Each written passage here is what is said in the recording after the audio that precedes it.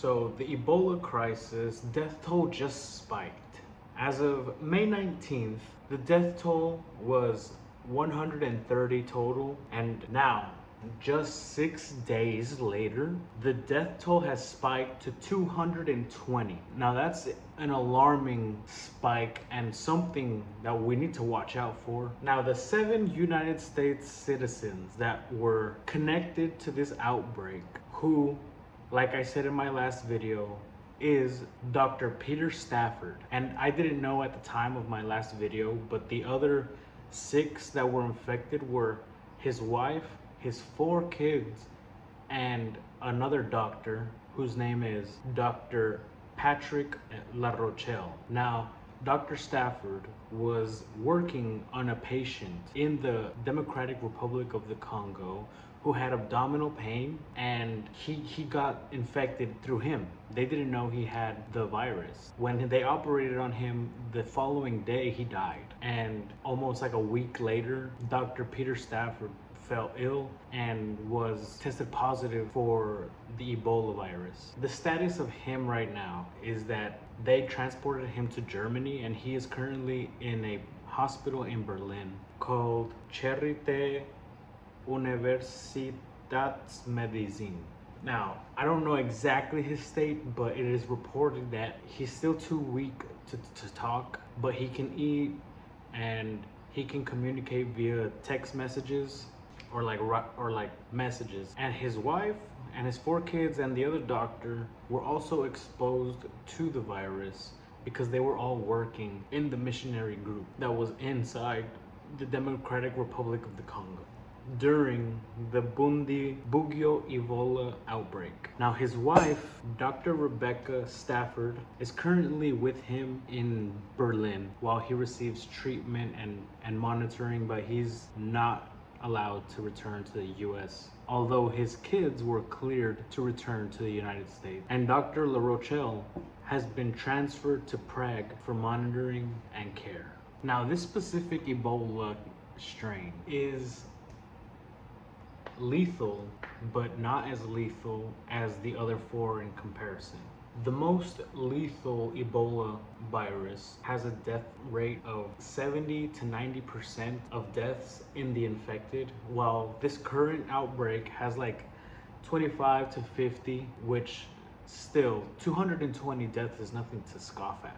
Now, since my last update, it was 130, and now it's at 220, which is a massive jump in deaths in such a short window.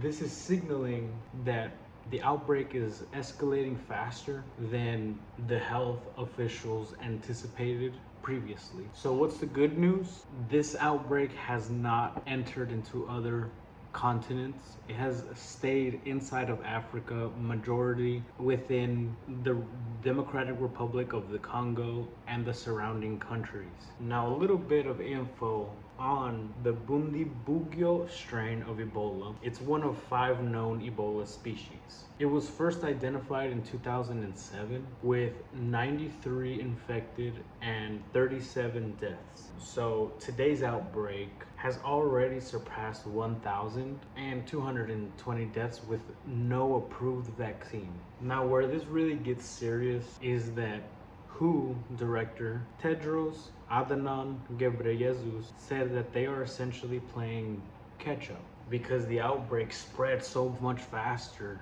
before anyone realized that it was happening, how widespread it was. And in his words, he says, "We are urgently scaling up operations, but at the moment, the epidemic is outpacing us." Well, let's hope it doesn't start to go into other countries. But for now, the good news is the strain doesn't appear to be airborne, like, for example, COVID. The transmission still heavily relies on physical contact with bodily fluids, blood, sweat, saliva, vomit, feces, urine, or anything that's contaminated like bedding, clothing, and medical equipment. Now, In the affected regions, they're taking serious precautionary measures, which are wash your hands frequently, wear a mask, avoid physical contact, and definitely avoid shared materials that can carry fluids. Now, where this grows in concern in the affected areas is that the incubation period is just about 2 to 21 days, which makes early detection extremely difficult because people can already be contagious by when they start showing symptoms. So all in all, right now, just around 20% of all the individuals who have been infected have since passed. But that number can shift quickly. So what do you think? Is this something that we need to worry about in the United States? Do you think it's going to spread into other countries? And if so, how? Me personally, I was worried about it spreading through import-exports because the Democratic Republic of the Congo exports things like copper, and they sell to China, they sell to South Korea, India. Now these places have a real big population. It wouldn't surprise me if they received a package that had some kind of sweat or saliva and they got it, and you know how people are, they do stuff like that. They rub their hands, they rub their faces, then they eat without washing their hands, and boom. So I don't know. Leave a comment, like, subscribe if you made it this far. I appreciate you. Leave a thumbs up emoji to let me know you made it this far. But anyways, see you in the next one.